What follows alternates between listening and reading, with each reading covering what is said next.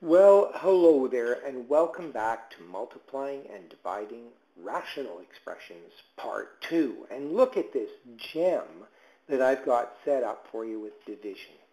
Okay, so that's got a fair bit of stuff going on, but you know what? We're just going to stick to the procedure, and we should get through it okay. So I'm going to start off with factoring out the common y on this top thing here. So that's going to be my common factor. Leaves me with an x minus 1. Okay, so that's nicely factored. And on the bottom, there's no common factor, but it's a trinomial. So, all right, so what do we have here? An x times an x. And then I need numbers that make positive 6 when I multiply that add up to 5. So I'm thinking 3 and 2. All right. Now, that's all done. And then I got this guy over here, but this is division. So what we're going to do is switch it to multiplication. And when I factor the bottom, I got to remember to put it on the top. So actually, let's do that while I'm talking about it. No common factor, but I think I can do this with x and x. And I need factors of negative 12 that add up to negative 1. So I'm thinking negative 4, positive 3. All right, so now we get to this guy here, which I'm going to write on the bottom. And I can factor out a common y squared. So that's a common factor. And that'll leave me with 1 minus x squared.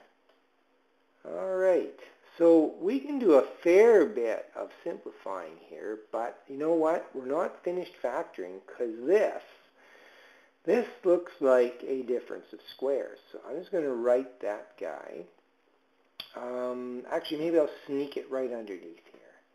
So I got my y squared, and I'm going to factor this difference of squares. So we got a 1 times a 1, and then we got an x times an x, and a plus and a minus. Okay, so that's this guy. It's just been replaced. All right. Now, the next thing I see, let's cancel a little bit. I'm running out of room, but I don't want to erase everything here. So what I'm going to do is I'm going to just erase the stuff we don't need, which is all of this stuff here. So let's delete that. And then I can continue working up here. So I'm going to kind of just do a continue up there. All right. Let's cancel a few things so I don't have to write as much. Like, look at this, x plus 3 bundle, and on the bottom, x plus 3. Then I also see there's a y on top, and there's a couple of y's out in front here. So what we're going to do is get rid of this y. Oops, look kind of like an x there. Okay, there we go, and one of these. So there's still a y left over. So now I'm going to write what we've got here, and actually could write it as one big fraction. I have an x minus 1 and an x minus 4. But you know what? There's a 1 minus x sitting at the bottom. So why don't we use the spin around trick? So let's spin this guy around and turn it into, instead of x minus 1, it's 1 minus x. And we'll bring out a negative. Then we still have the x minus 4. Okay. Now what do we got left over on the bottom? There's an x plus 2. And then there is a 1. Whoops, I missed the y. Oh, slippery little guy. Let's write him out in front. Okay, there he is. And then we have the 1 plus x. Okay, so I think I haven't missed anything now. Wait, yes I have. I've missed this guy. Well, it's kind of an important one because that was the whole reason we flipped this.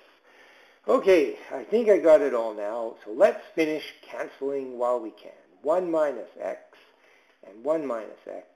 So I think this is our final answer. We have negative x minus 4. And then on the bottom we have the y that was sitting out in front. Then we have an x plus 2 and a 1 plus x. Now because they're both positive, it probably looks better if I just spin them around and write them this way. Okay. Yeah, so what about restrictions? Gee, I kind of half erased everything, But let's see if we can put the restrictions in there, and hopefully you've kept some notes in front of you, or you can rewind this. Very clear here, -2 is no good, and -1 is no good. So let's list those. Certainly those are no good for x.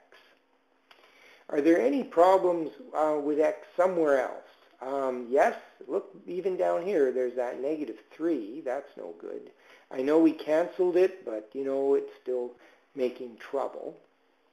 And what about +1? +1 is over here, and yes, oh, and up here it got canceled, but that was still a troublemaker as well. So let's see if I missed anything. Oh, there is one more thing, but it's not here. It's on the original question. 4 used to be in the factored form on the bottom. Okay, so if you think about the very original, okay, when it was still division, it said divided by, and remember we had on the bottom x squared minus x minus 12. When we factored that, we already flipped it, but technically this guy at one time was a troublemaker with the bottom. So go back and check that, just rewind, and you'll see what I'm talking about. This guy is a troublemaker in the original question. And there's also a restriction on y. Look, we got a y on the bottom here, so y can't be 0. Wow, a lot of restrictions on this one, but that is at least the end of the question. At least we made it. So we're going to stop there and come back with some other tricks of the trade. So see you later.